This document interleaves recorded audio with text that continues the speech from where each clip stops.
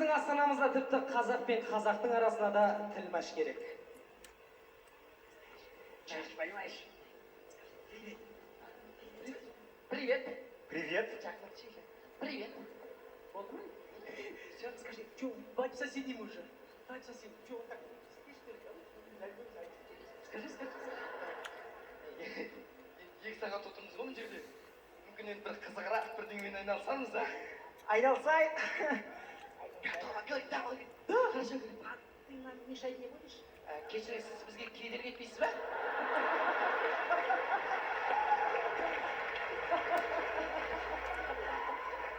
Не?